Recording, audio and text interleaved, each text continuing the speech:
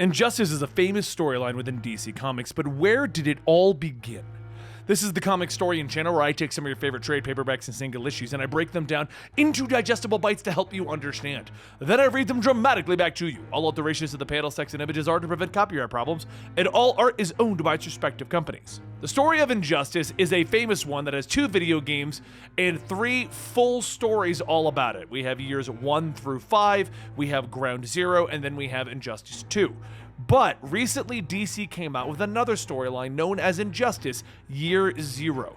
And the purpose of this story is to set up the motivations of the Joker to fight against Superman. So now you're probably going, hey, just tell me the story. And that's what we're going to do. This is Injustice Year Zero in our full story format where I combine all of our videos into one. Enjoy.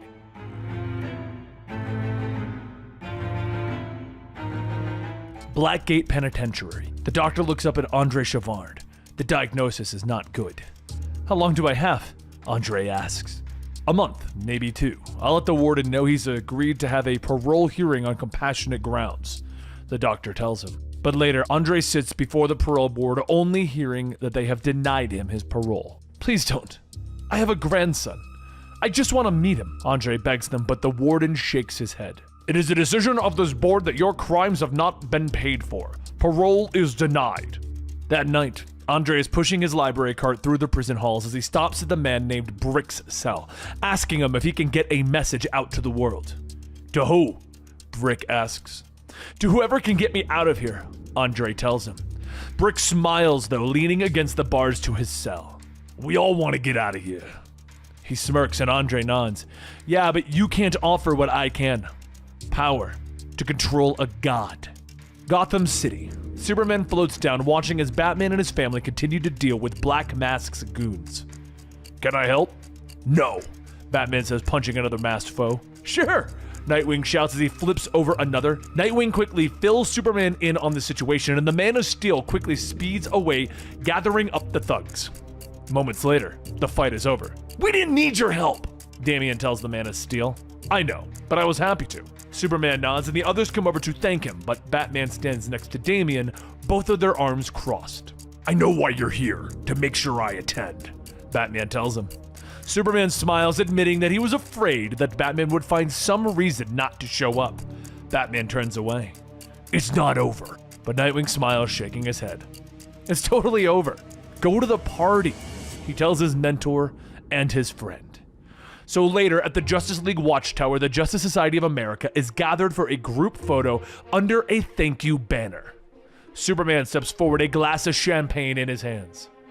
We are here today to honor those who came first, those who have paved the way, and we are here to say thank you. Without your example, your heroism, your sacrifice, none of us would be standing here today. Also, without you saving the world 17 times before most of us were even born, literally none of us would be standing here today, he says, holding his glass up for everyone to toast. Batman stands to the side while Wildcat is coming up to him. Not toasting? He asks, and Batman shakes his head. It's a work night and my hydration levels are at their optimum, Wildcat, he says, and Wildcat grins, shaking his head. How is it that I've been alive since the 1920s and you're the grumpy old man? He asks him. He steps forward, smiling at the Dark Knight. You don't want to drink? Do you want to fight? I'm not gonna fight you, Wildcat, Batman tells him. I get it, you're scared. Then I'll make you look bad in front of your work friends. Wildcat nods, and moments later the two of them are squaring off. Now before we get started, this is some friendly sparring, just hand to hand. I don't want to see any smoke bombs or trained attack bats. Trained attack bats? I don't keep up with what you're into, Wildcat says, and the two heroes begin to trade blows, both blocking and dodging each other's attacks, when suddenly Batman lashes out with a quick strike to Wildcat's nerves. Really? A nerve strike? Wildcat asks, holding his useless left arm. They were your rules. I only used my hands, Batman tells him as he dodges away. He moves in for another strike, but Wildcat backhands him across the face, sending the Dark Knight flying.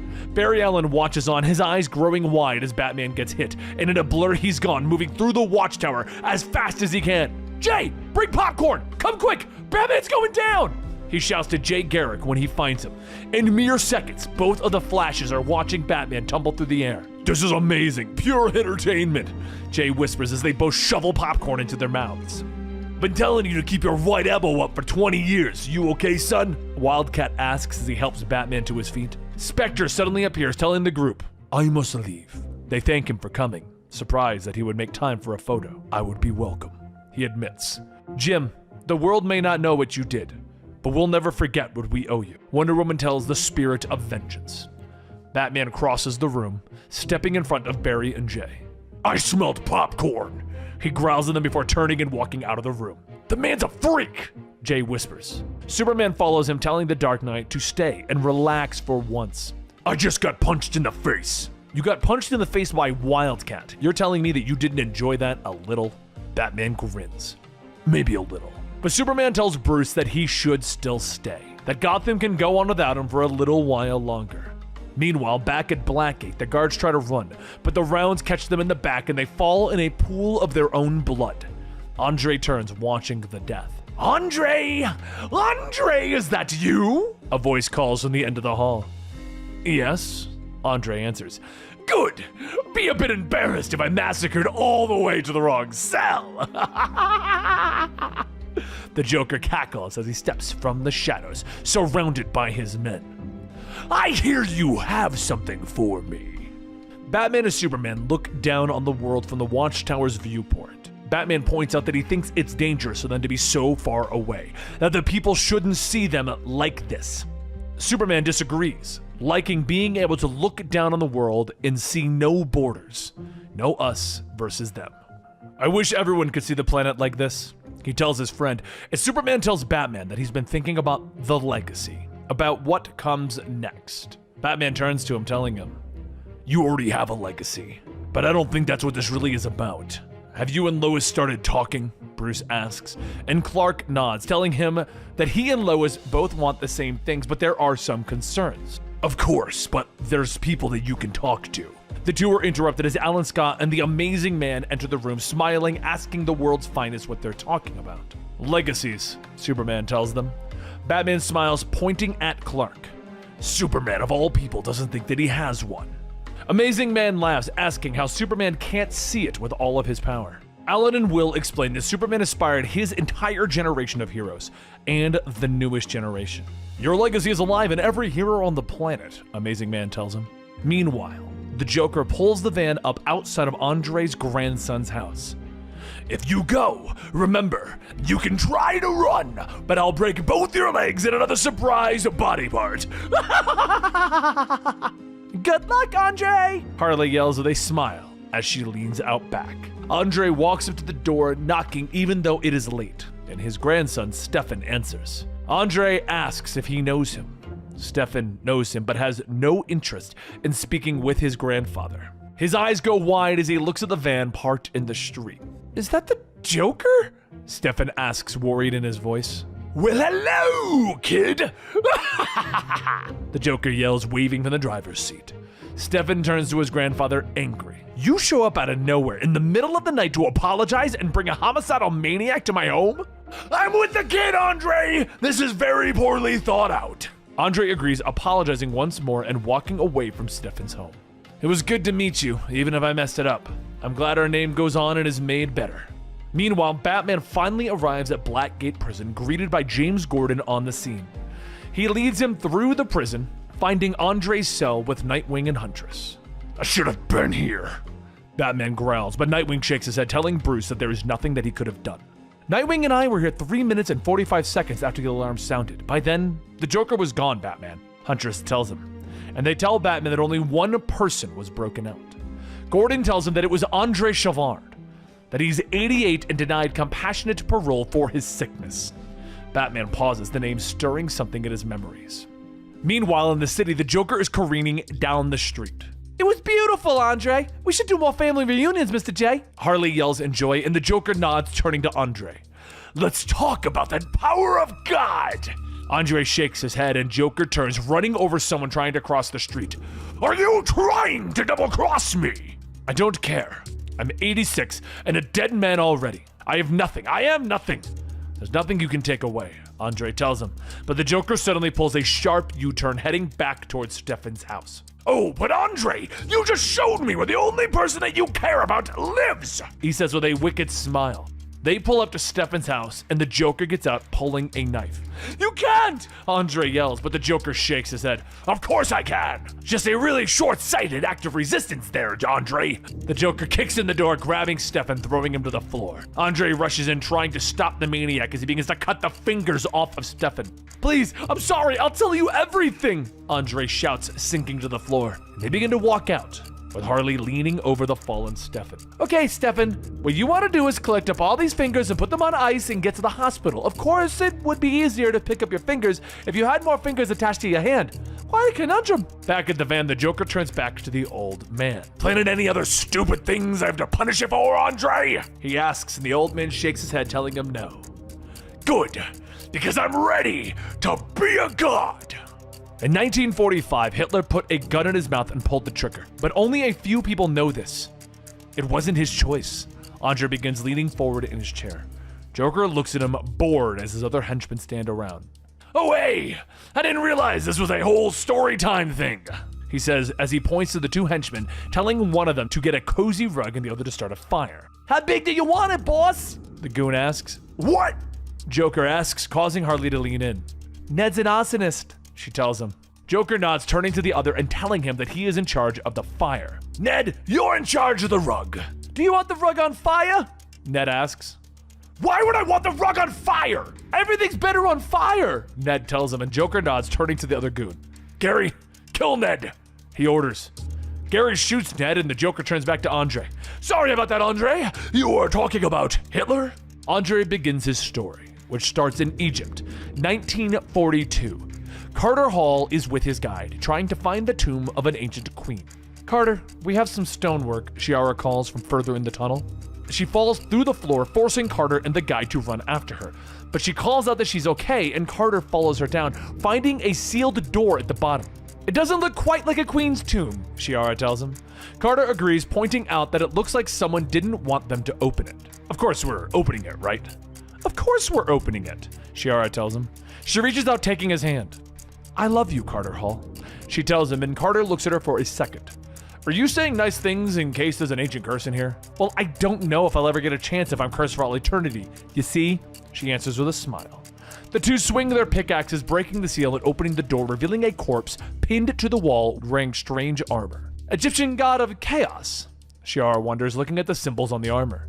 Carter nods, telling her that he thinks for once they should just ignore what they found and head home, but she isn't listening. Can you hear that, Carter? She asks, reaching out for the helmet of the corpse. She reaches out, taking the helmet and putting it on her head. Yes, I can hear it. All the voices! She shouts, her voice not her own. She turns, backhanding Carter across the tomb, and she pulls on the rest of the armor, the Ankh symbol glowing on her chest. I know what they want me to do, she shouts as the energy cascades off of her. Flying away, Carter reaches into his bag, pulling out his Hawkman helmet and weapon. He leaps into the air, following after his love. He catches up to her 150 miles away, over the second battle of El Alamein. He tries to reason with Shiara, but her words are not her own. The Nazis open fire on the two strange beings in the middle of the war zone, but the creature has overtaken Shiara, deflecting the bullets, sending them into Carter's chest. He falls, reaching out for her. Carter, what did I do? She gasps, anger and energy flashing through the helmet as she turns on the Nazis, hitting them with energy and killing them. Carter uses this moment to pull the helmet off of Shiara's head, bringing her back to reality. There you are, he gasps, looking at her face. Lucky we said nice things before. He begins, but his voice begins to fade away. Shiara looks at him, tears in her eyes as she begs him not to go, her wings sprouting as she screams his name, leaping into the sky. In the aftermath, the Australian and British forces move through the battlefield. A young soldier finding a German still alive. Dick Strauser rolls over, grinning as he holds up the stone from the god's armor. You should take me to your staff sergeant, he whispers to the young man, who nods and complies. The soldier helps Strauser move through the destruction, calling for his sergeant. The stone glows again. You should go ahead and shoot yourself in the face now, Strauser tells the young man, who shoots himself in the face as he gets into the truck with the sergeant. He smiles as the sergeant's eyes begin to glow under the control of the stone. Let's drive, Sergeant Woolley. This should be fun. Strouser smirks. Andre, who's currently captured by the Joker, looks up. In 1944, I was fighting alongside the boy commandos, he says. Wait. Joker tells him, he and Harley laying on the floor, their head in their hands as they listen to Andre's story. Behind them, Gary pulls Ned Corpse out of the room. Boy commandos? Harley asks, shocked. Kids with guns? Fighting in a war? That sounds recklessly irresponsible. That's a level of child endangerment that even Batman would raise an eyebrow to. Joker tells him, but Joker waves his hand telling Andre to continue and get to the Nazi killing part. Andre looks surprised. I thought you'd like him. I'm an American. I hate freaking Nazis. I'm a homicidal maniac, not a traitorous bigot. The Joker snaps at him. Andre continues his story, explaining how Dirk Strasser used the Amulet of Chaos to control the Allied generals to order their men to charge into enemy fire. The boy commandos found themselves trapped during one of these doomed battles, with Andre himself having taken the bullet. But suddenly the battle went silent around them as they were washed in green light, and above them, Green Lantern Alan Scott floats down, protecting them with his constructs. The Flash moved as a blur through the battlefield, disarming the Nazi soldiers, and Black Canary arrived, her scream incapacitating them. Dr. Midnight walked down the trench, saving Andre's life, when suddenly the rest of the Justice Society was there, demanding to know who ordered the suicidal charge. They find the 4-star general, who demands to know who they are. But that's when the Spectre stepped forward. I am Jim Corrigan, a soldier in the United States military, and I am the Spectre, a spirit of vengeance. You are marching your men directly into a slaughter, he tells him, his eyes burning with mystic power. The general starts to explain, but he isn't making sense, when suddenly his eyes begin to glow and he smiles. This isn't going to work, is it? Oh well, it's probably time to have some fun. He smiles, and Dr. Fate stops, sensing chaos within the man's mind. The heroes try to react, but the general shoots himself too quickly. It was at that moment that Strasser realized that he was thinking too small. He sought out the easiest mark in the Justice Society, and he took control of Johnny Thunder, and with him, his controlled genie, YZ. So an all-powerful genie controlled by a hero enslaved by a Nazi working for Hitler. That's like the world's most messed up Russian nesting doll. In the final months of the war, the Justice Society fought a war against one of their own. They won, but they lost their friend. And they finally caught up to Strasser. The Nazi looked up with a smile, remembering Hawkgirl. I shot your boyfriend. He smiles, and Hawkgirl's mace comes down with a sickening crunch, ending Strasser forever. Alan, as Spectre turned, seeing Jay Garrick holding on to the Amulet of Chaos. The spirit of vengeance flies forward, taking the magical item from his friend. Give it to me, Jay Garrick, he whispers, and the hero leaps into the air and begins to fly away. What are you going to do? Green Lantern yells. I'm going to end this war, Spectre hissed back. The Spectre used the amulet to end a great evil, but it cost Jim Corrigan deeply. He returned to his friends, telling Alan that the spirit of vengeance shouldn't have this level of power. The Green Lantern wraps the amulet up in a green bubble. No one should have this power. You have to hide it. Hide it where no one will find it, Corrigan tells him. Green Lantern promises, flying over the deepest part of the ocean.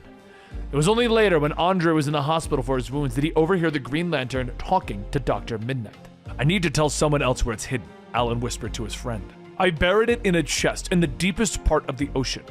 Back in the present, Harley leans over at the end of the story. Really? Challenger Deep in the Mariana Trench? But I suppose the deepest part of the ocean where the pressure would crush a human instantly was a pretty safe place in the 1940s. But now it's a day trip when you make friends in low places. People who value their limbs enough to not say no to me. Joker finishes for her. He turns around with a smile. Harley, fetch my swimsuit. We're journeying to the bottom of the ocean. Meanwhile, over in Metropolis, Superman stares outside of his apartment window out into the city, and Lois asks if everything's okay. He tells her that everything is fine, and Lois says, really? Because you're hovering. You tend to forget about gravity when you're thinking too hard. It's a little disconcerting. So let's talk about what's going on in that gorgeous head of yours. Superman sits down and says that he was with the Justice Society tonight. He saw generations of heroes together. He saw the past and the future all in one room. And Batman said something about my legacy. Lois sighs, grabbing her phone, asking, did Batman get in your head again? It's about time that I and Bruce had a little chat. One where he says nothing and I eviscerate that superiority complex of his. Superman laughs. Actually, Batman was quite kind. And Lois asks, are we talking about the same Batman? Pointy ears, broody, hides all of his problems in body armor and violence? Superman goes on stating that they all said that he had a legacy already, but he realized he wasn't thinking about a hero to follow in his footsteps. Lois asks him, are you talking about a family? Lois reaches for his hand and says that there is nothing that would make her happier, but they don't know if it's safe. So Superman tells her that maybe they should see a doctor about it. Meanwhile, back over in the sea, Manta says that they'll be heading into the Midnight Zone, a place where the sun cannot penetrate, where the only visible light is made by the creatures themselves. Harley looks out the windows at the glowing jellyfish, asking, can we get a sub? I'll name it and feed it every day. And Joker tells her, no! A short while later, Manta swims out onto the ocean floor, stating that he has found something. After blasting a hole into the ground and uncovering the sealed chest that Alan left, Manta asks, how did this get here? Back over in the Scott home, Alan's ring lights up, and as he turns the light on, Jimmy asks, what is it? Alan says that it's an old failsafe. Hopefully, it's a false alarm. Jimmy says that it's the middle of the night, and Alan says that he knows. The forces of evil could be more considerate. Jimmy lays back down, asking if he can get milk on the way home, and Alan kisses Jimmy on the forehead, telling him, sure, I'll be home soon. Back at the sub, Manta pulls the amulet out of the chest, asking, what is this? Maybe something so well hidden is valuable? Joker takes it, telling him, sure, maybe one day you'll be deep under the sea, and when you least expect it, you'll discover tiny holes in that breathing equipment. But as Joker takes the amulet, Andre lunges forward with Joker quickly punching him back. He holds up the amulet, asking, did you plan on taking this for yourself? Have a little fun with the short time you have left? So naughty, Andre! That time just got a whole lot shorter. Joker places the amulet around his neck and suddenly transforms into a little superhero-like costume, yelling, yes! The energy that I'm connected to! The awesome abilities at my fingertips! Harley looks at him, telling him, uh-huh, I really like what it did with your hair. And Joker pats it. Right? It has like a lot of bounce. Andre quickly grabs a nearby rifle, stating that he never had a chance to use it. He's not afraid to die. Sorry to take you with us, Miss Quinn, but this is goodbye. And he pulls the trigger with nothing happening. Andre says that it's not working, and Joker tells him, yes, it is.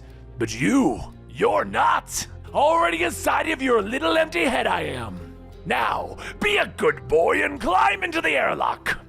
Harley says that he doesn't have to, but Joker turns to her yelling, close your damn mouth!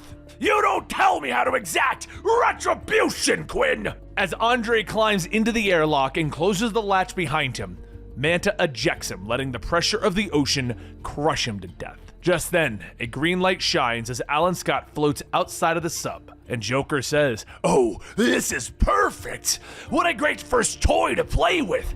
And suddenly, the bubble protecting Alan disappears, and he begins to get crushed. A short while later, back at the Joker's hideout, Harley asks, what is it like? And the Joker says that he's flying over New York. It's terrifying, and I love it! Joker then flies Alan to the Justice Society headquarters and begins to look around when a computer scans him, stating, please hold, welcome Green Lantern. Joker looks around, stating that he sees a photo of the Justice Society along with the Justice League. But when he takes a closer look, Joker notices Wildcat close to Batman, and Batman has a particular expression on his face. Joker's curious, because it looks like respect. Yes, we will definitely be torturing this one first. As Joker moves to the computer, Sandman asks if everything's all right, Alan. He thought that our man was scheduled for the morning. Joker tries to think of something and says, can we talk? Outside? It's not safe in here. Soon the two walk through the dark alleyway, and Sandman asks what is going on. Why isn't the Justice Society headquarters safe? And Joker says that he thinks that someone infiltrated the Justice Society. Sandman stops. How? And Joker forces a construct knife into him, burying it into his stomach, stating, like this! He slams Sandman's head into the ground, telling him, we should look what's under your mask. And the Joker pulls off his mask as Sandman says, Alan? Joker grabs him. Who is Alan? Am I Alan? Are you Alan? Hello? Harley asks what's going on, and Joker says that he has a body to dump.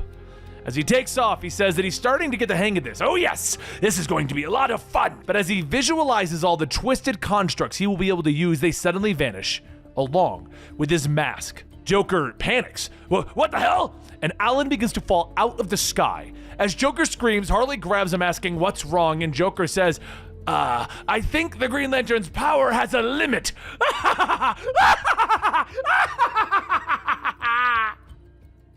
Inside the medical bay, which is inside the Justice Society headquarters, Alan's partner Jim patiently waits by the Green Lantern's bed, hoping for a swift recovery. But then a voice calls out to him asking if he has a moment, and Jim looks back, and he says, "Oh, it's you."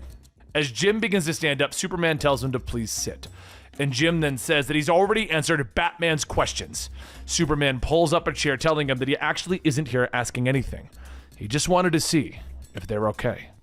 Jim sighs, telling him that Batman said that there was evidence that Alan stabbed Wesley. He wouldn't!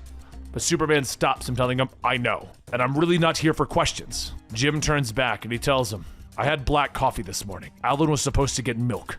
He headed out to save the world and he was supposed to get milk on his way back. But when you're with someone like Alan, being able to do the things that he does, it means that you'd also have to share him with the world.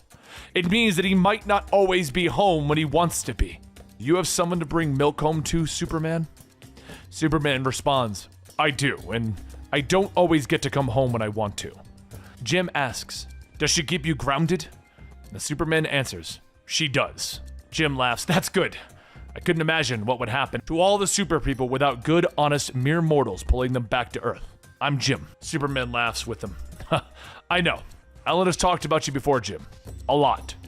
All good things, though. Jim smiles, stating that he thought that Superman doesn't lie. And Superman finishes. Mostly good things, Jim. Jim then turns back, stating that he would like to thank him. The moment that he showed up, it lessened the burden on Alan. Alan didn't feel like he had to do it all anymore, that he could give time to them. Superman stands up, holding his hand, telling him, my name is Clark Kent. Jim shakes his hand, telling him that he didn't have to, but Superman tells him that he would like to think that Alan would have wanted them to know each other. Alan will wake up, and when he does, we'll have more time together, Jim. As Superman leaves, Batman asks, what did you learn? Superman says that he didn't go in there to interrogate him. So Batman tells him that he could have heard Jim's heartbeat. See his eyes. Was he nervous? Was he lying? Superman tells him no, and Hourman says that they are missing something then. Security footage shows Alan and Sandman talking here. Alan has accessed classified information. Superman asks what information did he access, and Superman tells him names, addresses of the entire Justice Society. Meanwhile, in the home of the amazing man Will Everett, Will hears his doorbell ring and hurries to answer. The postman holds out a clipboard, telling him that he just needs a signature, and Will takes it, telling him sure. But that's when the postman's face twists into a leering smile as he reaches into the package, telling him, thank you, amazing man. Will asks, what did he just call him? And the postman pulls out a gun, firing it. The bullet bounces off Will's brass forehead, and the postman asks, how? Don't you have to? Oh, the doorknob. Will lunges, grabbing the postman, asking, who are you? Who sent you? But the postman laughs, telling him, oh, I'm not going to make it that easy. And he turns the gun on himself. And at this time, over in the Joker's hideout, he yells out, damn it! I should have just grabbed one of their mines instead of resorting to a nobody off the street. But I want them to see it coming. Harley says, sure, but you can't have everything. It's like the old saying says, sometimes you just have to be content with being able to control the minds of our enemies. Joker pauses for a moment, turns to her, and then says, that's it! I know what I'm missing! As the Joker drags Harley up the stairs, she asks, what is he doing? And the Joker says, I am finessing! Finding the sweet spot of control and awareness. It'll be far funnier if the heroes know what they're doing while I make them do it. Appreciate the help, doll. Harley asks, what is he? And then the Joker whispers, jump. With no control over her actions, Harley jumps. Later, after bandaging herself up, Harley lays in bed, curled up in a frightened ball, as she rereads a note stating, in case of a moment of clarity, break glass. Joker knocks on the door, telling her that it's not that bad. Just open up the door! I could just make you do it if I want! As the Joker jiggles the handle of the locked door, he hears a crash, and he shouts, asking, what was that? Harley! But outside, gripping her bat, Harley is walking away in the rain.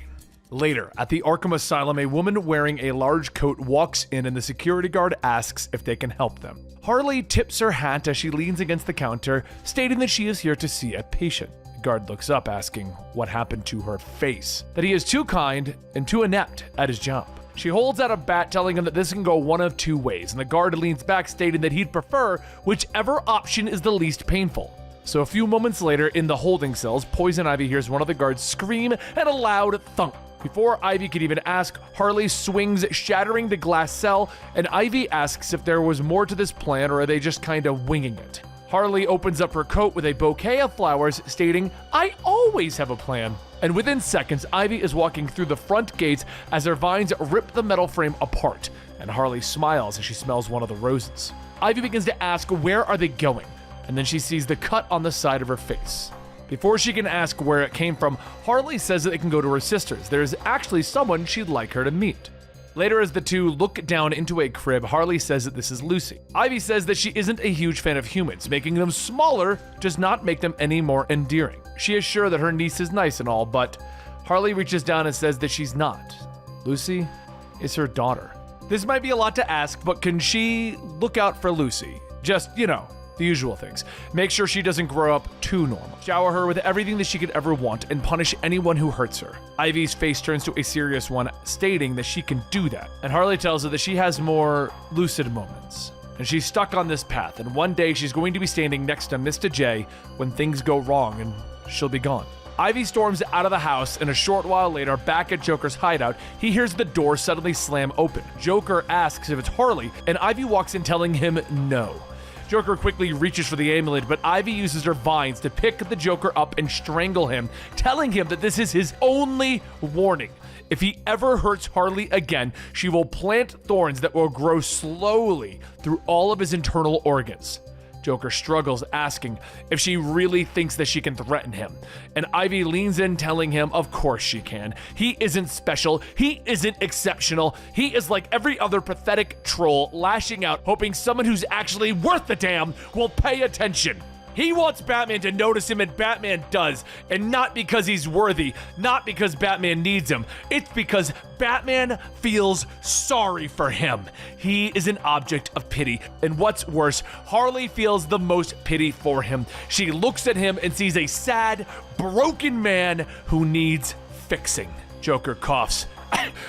Harley will still come crawling back. And Ivy says maybe, but every time that she leaves, she gets further away, and every time his gaslighting bullshit gets a little less effective. Harley is special. She managed to grow despite the rot surrounding her, and he knows it, and she'll realize it one day as well. Joker says that if she thinks that she's going to get away with this, the vines slam Joker's face into the wall, and Ivy shouts that he is not in control here. He will wake up tomorrow because she allowed it, and because Harley would never forgive her. He isn't powerful. He's nothing more than a freaking joke.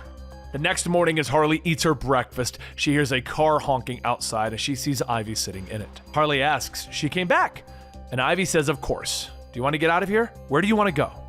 Harley jumps into the car shouting, Vegas! And after 4 hours of driving, they decide that driving is probably the worst way to travel and decide to steal a plane. Once there, Harley sits at a slot machine putting money in, stating that this thing is taking her money. And the old woman says that that's what it does most of the time.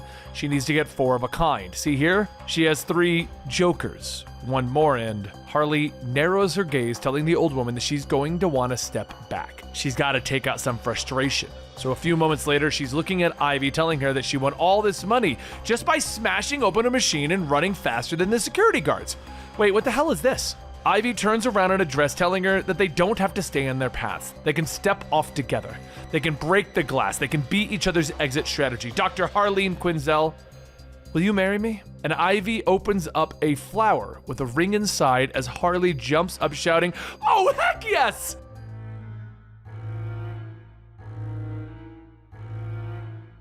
The Joker sits at the end of his bed, stating, be quiet. No, it's not going to happen, because I don't want it to. Shut up! You're an inanimate object! Stop telling me what to do! The clown Gary asks if everything's okay. Who are you talking to, boss? The Joker says Harley. but Gary tells him that she isn't here. So the Joker holds up a costume stating, "Wear this!" And Gary looks at it, telling him that he isn't so sure that he could pull this one off. The Joker turns his head. "Wear this!" After Gary gets into Harley's old costume, he says that it's a bit snug. Joker laughs, stating, "This is not working at all for me. You look utterly ridiculous, Gary. It's perfect. Now, I've been thinking of what to do next with this wonderful little toy. It's time that we had a little fun." The next morning, outside of the Justice Society headquarters, Jay Garrick sits on the steps and the Flash asks if he's okay. It's been 2 days since they left. Might be time to get some proper rest. Jay gets up asking, "Did you hear about the attack on Amazing Man? Someone's gunning for us. We all know too much. We can't leave Alan alone." Flash tells him that they won't. He'll cover things from here. Besides, Joan called. She's worried about you, Jay. Jay laughs, stating that he'll get home, but he'll be back. He's just gonna take a power nap. A few seconds later, Jay comes speeding into his home with Joan asking, "How is Alan?" Jay skids to a stop, stating that it's too early to tell, and Joan then asks, "Did you give my love to Jimmy?" Jay hugs her, telling her yes, and gave him a pie too. But all of this, we need to leave Joan. And Joan tells him that she's already had their suitcases packed. Basement secure, exterior defenses are active. It's been a while since they had to disappear, but it's like riding a bike. You'll never forget how. Just then, there's an explosion down the street with Jay racing over to the burning building. As he goes inside, he heads towards the source of the voice, and then he sees Gary and pauses. He asks what's going on, and the Joker creeps out. "He came! Oh, thank you! You're my hero! Did you hear me? Do you still know what you're doing?"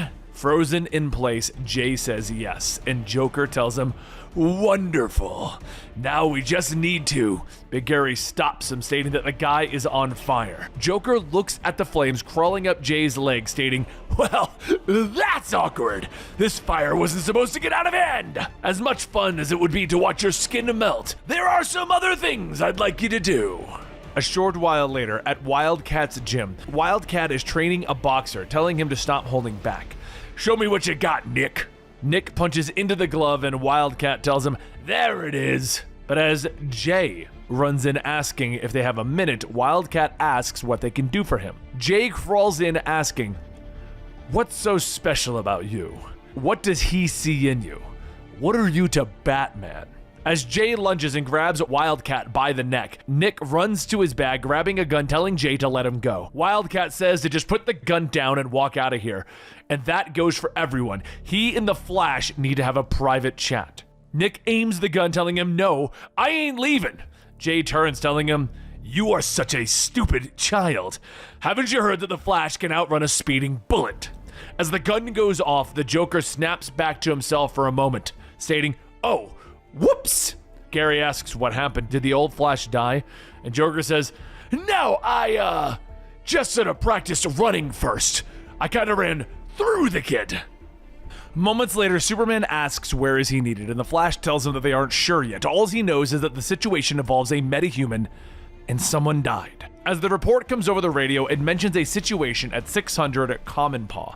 Unconfirmed reports that the Flash just murdered someone. Back over at the gym, Jay says, "This is gross. I have bits of the kid in my teeth. Ha!" Wildcat yells for everyone to get back, and Jay looks at him. "Let them run. It'll be fun to chase." Wildcat says that he isn't running, and Jay tells him, "Right, you're a boxer. Well, let's box. Put up your dukes and..." Wildcat delivers a punch, shaking Jay to the core, sending him to the ground. Jay laughs, telling him, "Nice one. If I could feel anything, I'd say you broke my nose. Way to permanently damage a friend." Wildcat walks up, stating, "Whatever's gotten into you, I'm gonna get it out." Jay stands up, fixing his jaw, telling him, "Nah, you're not." And Wildcat starts to swing, telling Jay that if he's in there, fight this. For a moment, Jay hesitates, telling him, "You need to get away. You need to get away." Joker scoffs, telling him, "Ha! That's self-awareness. Give him an inch, and they take a mile. Time to take complete control over this puppet." Joker regains control, punching Wildcat, telling him, "I don't know what Batman sees in you, Not that there's going to be much left after this. But before Jay could crush Wildcat's head, the Flash grabs his arm and Jay asks, "Where did you come from?" Flash shouts, asking, "What is he doing? Who are you?" And Jay pulls the knife, telling him, "I'm not giving up that easily." Jay slams the knife into the Joker's leg, telling him, "Tag, you're it!" As Jay runs off, Flash grabs the wound, asking Wildcat if he's okay. Wildcat wheezes, telling him to go get Jay, so the Flash runs after, calling out for Superman. Superman tells him, "Don't worry, I'm coming up on Jay now. He is..." Oh God. From up in the sky, Superman sees Jay running through the streets, slitting the throats of everyone he comes across. Superman focuses his heat vision, cutting Jay off, allowing the Flash to catch up, and Jay asks if the Flash is running with a pierced artery. "Are you speed hobbling? That should be an Olympic sport." As Jay takes off again, Flash calls for him to stop, but Jay asks him, "You want me to stop? Okay, I'll stop." As Jay runs straight into a brick wall, causing a massive explosion. Superman and Flash stop, but Flash walks up asking, "Jay, Jay!" Flash picks up his helmet, stating that he wasn't fast enough. Later, Jones sits up, stating that she packed for both of them, and Flash says that he's sorry. But Jones smiles, telling him that he needs to listen carefully. This is not on him. Jay has the same problem, the same idea that he was to blame every time that he wasn't fast enough. If he was there, he'd remind you that you can't save everyone. Flash asks if she's trying to look after him, and Jones says that she can do what she pleases. Jay thought of him like a son. He thought the world of him. She appreciates him being here to offer comfort. But what she truly needs for him to do is find whoever took Jay from her. Flash tells her that he will, and he'll have help. So a few seconds later in the Batcave, the Flash comes to a screeching halt with Alfred asking if he could please come to a stop with a bit more consideration, Master Allen. You left burnt rubber on the floor again. Flash apologizes as he speed cleans the marks, and Batman says that he knows why they are here, and he's already on the trail of Jay's killer. Flash asks if he's sure that he was killed, and Batman says, "I'm certain of it. 3 days ago, a man named Andre Chivard was broken out of Blackgate by the Joker. An inmate says that Chivard promised power in exchange for his escape. Whatever power he promised, it would seem that the Joker now has it. Through careful questioning of his associates, we were able to track the Joker's movements. He recently hired Black Manta. The trail led to the bottom of the sea in a hole where once there was, well, something. The Joker is somehow controlling Jay, and we believe that he was also controlling Alan Scott and the delivery man who tried to shoot Amazing Man." Later, at the Justice Society headquarters, Batman calls a meeting going over his findings, stating that given that the Justice Society came in contact with Andre Chivard during World War II, do they have any idea how the Joker is doing this? Liberty Bell says that that's impossible. They destroyed it after the war, and Dr. Midnight says no. "Libby, we didn't. Even together, the Green Lantern and Spectre couldn't break it." Wonder Woman asks why they would lie about something like that, and Midnight says that they needed people to believe that it didn't exist to guarantee no one would go looking for it. Wonder Woman scoffs. "Well, they found it." Batman asks, what did they find? What was buried in the Mariana Trench? She goes on telling him, "It was an amulet. It allows the user to take over the mind of anyone that they are near." Batman stands back up. "Clearly the Joker decided to target the Justice Society with this." An Amazing Man asks why would he even do that? Flash says because he wants to hurt them. He knows that the Justice Society are their heroes. Superman then says, "We need to get the Justice Society to safety." And Our Man tells everyone that they do not need anyone protecting them. They can fight their own fight. He is just one man. Batman says, "The Joker is not just a man. He's something else. You should never underestimate him. There's nowhere on Earth that he can't reach." Wonder Woman asks, "So what? We need to be off Earth?" And Batman says, "Bring everyone in, but no one moves by themselves." Later, Dinah Drake opens her door, stating, "Hello, Oliver." And Green Arrow says hi. Dinah asks, are they going to make sure that she does as she's told? Green Arrow says no, but Batman insisted that they travel in pairs. He promises that he didn't want to be anywhere near the two of them for this bit. Dinah laughs, stating that he is so sensible. And Black Canary says, "Look, Mom," but Dinah stops, stating that she's not running away. Black Canary says that they're not suggesting that.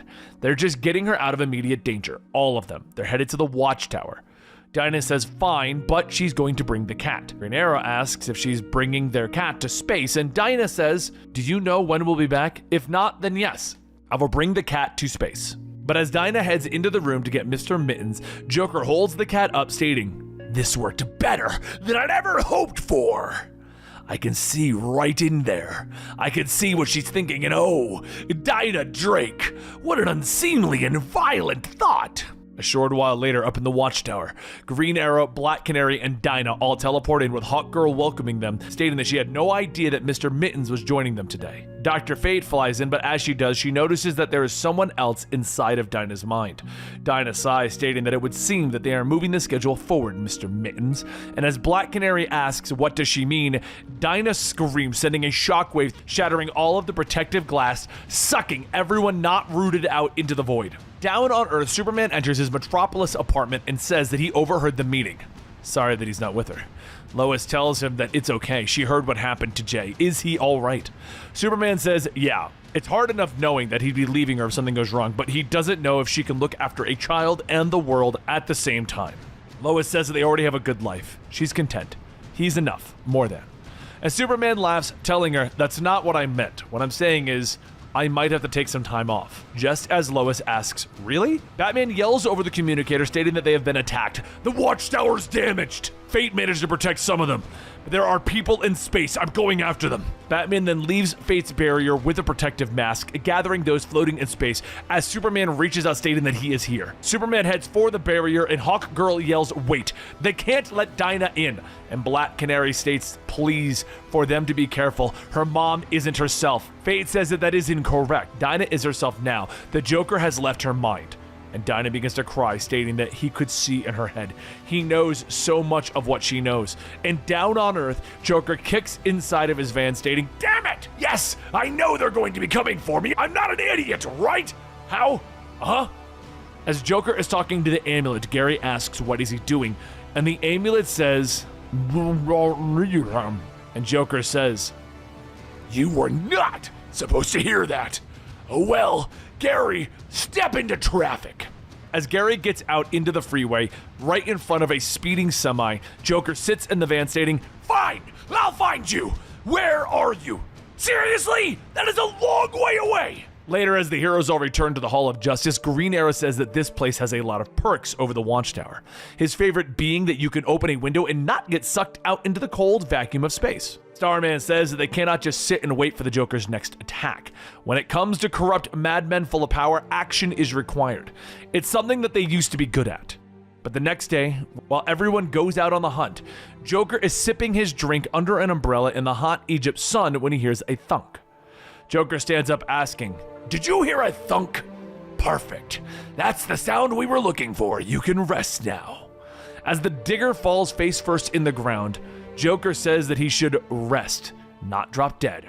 Our basic instructions so hard. Joker looks down into the hole asking if this is where they live, and the helmet tells him that this is not where they live. It is how they communicate, and through this object through which they can gift their powers to him.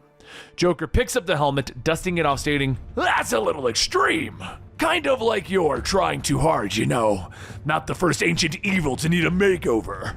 As Joker draws on the helmet, it shouts, asking, what are you doing? This helmet is older than the stars. But Joker tells it, shut up! You are the Lords of Chaos. You can deal with a little defacing. After he's done drawing a smile on the helmet, the Joker says, okay. Before he fully commits to this, what level of chaos are we talking about? Pets talking and revealing their owner's personal information, people walking around with their insides out, both, by the way, are not deal breakers. The helmet says that the chaos will be his to determine. He will be their champion. His enemies shall tremble. And the Joker begins to laugh. Okay, I'm in. Once the helmet is set, the Joker is struck with uncontrollable power as he flies off, stating, this is going to be fun! The Lords of Chaos ask what is their first objective, and the Joker says that destroying Batman's heroes sounds really like a great time right now. Now they can do it with a little more style, and all they need to do is find them. The Joker says that they know where the Lords of Order are. Order has always been the enemy of chaos. And back at the Hall of Justice, Fate senses the newfound power, stating that something is coming. Batman asks what is it, and Fate tells him that it's chaos. And up above in the sky, the Joker floats down, stating, knock, knock! And he blows up the Hall of Justice. As the smoldering wreckage of what was once the Hall of Justice is pushed to the side, Batman stands up, calling out that they have a priority one. The Hall of Justice is under attack. He's here! The Joker is here! Joker floats above the fire, stating that he should have gotten an ancient chaotic power ages ago. This is a hoot! As the onlookers start to gather, Joker flies down asking if anyone here is a reporter, and one person says yes. So the Joker yells out, "Great! Make sure that you're broadcasting this to everyone. It's going to be one hell of an exclusive. The fall of the gods." At that exact moment, Alan Scott awakens from his coma, seeing the news and the reports of the Joker's attack on the League. He begins to pull off the tubes that he's hooked up to, and Jimmy tells him to lie back down. He almost died, but Alan rises to his feet. "No, I have to go." And Jimmy tells him, "But I just got you back." Alan changes into his costume and Jimmy tells him, "Please, just please come back. Promise me that." Alan kisses him, telling him, "I promise." Back at the Hall of Justice, Superman calls out to the Joker and the Joker asks, "Are you really going to waste your time up here? I'm pretty sure everyone down there is dying." Superman clenches his fist and flies back down to help the debris off of the trapped people, asking everyone if they're okay. Starman stands up telling him, "No, I'm angry." And Liberty Bell says that she's with Starman. Let's kick his associates. Starman leads the charge forward, calling out to the Joker, with the Joker asking, "Oh, is this the final standoff? How exciting!" Starman lunges, telling him, "You're about to find out how exciting it can be with my fist in your..." But suddenly the Joker releases a blast of energy and Starman disappears.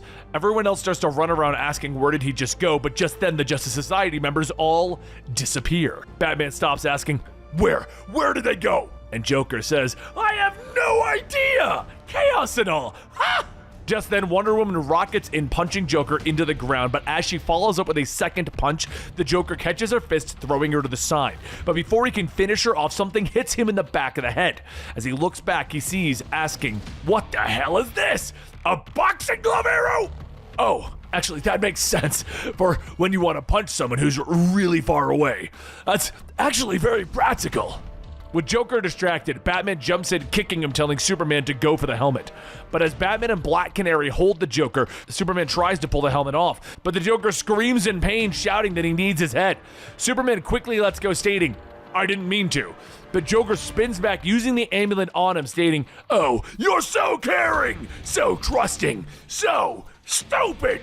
You have no idea how much power I'm connected to. It's all so tingly." As Joker grabs Batman by the head, he tells him that he could crush him like a bug, but he has something far more fun in mind.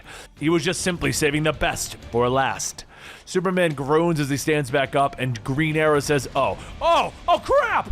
Joker continues telling them, "Yes, I have Superman's mind, and ew, he's just as earnest on the inside. I'm going to make sure that Superman feels all of this. Superman, kill everyone here, slowly, turn them to mush, and leave Batman for last. I want him to watch." Amazing Man begins to get back up, taking some of the broken stone, calling out to the Joker, but Joker asks, "Really? You're turning yourself into concrete? What a terrible idea." Joker turns back, blasting away, shattering Amazing Man's right arm, and then tells Superman to turn this guy to dust. But before Superman can even move, a voice calls out for him to stop, and a green barrier forms around him. As Joker looks back, he sees Alan Scott, asking, "Didn't I accidentally drop you out of the sky? Shouldn't you be dead?" And Alan flies down, telling Superman that he is better than this. He is better than this pathetic maniac. Joker looks at him, "Rude!" And Batman follows up, telling him, "Alan's right. I've seen you move a moon, fly into the heart of a star. These old gods and their psychotic powers are nothing. You're the best of us. Fight it, Superman." Well, it's a little sweet if I'm being honest. Time for some extreme violence. Within the barrier, Superman groans as Superman asks, "What are you groaning about? I'm in your head. You belong to me. Now do as I say. Mess them up." Superman screams as he breaks the confinements, with Joker cheering him on, but Superman looks back, telling him, "No." Joker steps back. "Wait, what is happening? What is this?" The Lords of Chaos tell Joker that they have never seen anything like this before. Superman is fighting them. He is incorruptible. Joker yells, "That's impossible!" And Batman laughs. That's not impossible. Superman is just better than any of us can possibly understand. Just then, a red flash streaks across the battlefield as Superman holds the amulet, and Batman points, telling him, "He's Superman." And as Superman looks down at the red jewel, he crushes it with one hand. The release of the Lords of Chaos amulet sends a shockwave out, throwing Joker back violently and into a wall. Wonder Woman starts to walk up, stating that she will end him. No more protecting this monster. But Batman stands in her way, telling her, I'm not protecting him. I'm protecting you. I'm protecting the Justice League. The world is watching. We do not kill Diana. Wonder Woman tells him that if they let him live, he will be responsible for everyone that he hurts after this. Everyone, Bruce. Superman arrives. Batman is right. We have to be stronger than this. We have to be better than this. Black Canary says that they don't have to be that much better, and then stomps on the Joker's face. But during the broadcast of the fight, Harley is watching and immediately gets up, stating that she needs to go help Puddin'. And Ivy tells her no, she doesn't. Harley says that he's really hurt, and Ivy says that he's always really hurt. Harley hesitates. You could stop me. And Ivy says that she said before that that will never happen. One day she'll see through the Joker's crap, and she'll realize that he's just a toxic, attention-seeking edgelord, and that she will walk out on him for the last time. And when that happens, Ivy will be here. So the next day at the Gotham hospital, the Joker groans, telling the nurse that his teeth are too loud. And Harley turns to him, stating that that sounds like a problem, and the Joker asks if it's really her. She came. He's so happy to see her. The only thing preventing him from smiling is his severely broken face, and he is so sorry for what happened. There was an ancient evil in his head. He wasn't in control. She knows that he would never hurt her like that. So he wanted to thank her for being here in his time of need. He's one lucky clown. Harley insists on asking if he's okay, and Joker says honestly he's been better. Punctured organs, broken bones, even Batman has never broken before. But he has something to look forward to now. Harley says that it's nice to hear, but the Joker stops her, stating, what? Oh, I didn't mean you. Batman thinks that Superman's incorruptible. Incorruptible! Let's put that to the test. I saw something while in Superman's head. Harley asks what did he see, and the Joker tells her. Lois.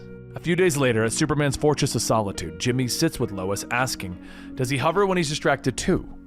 And Lois yells yes, it's so annoying. Jimmy laughs, telling him, ha!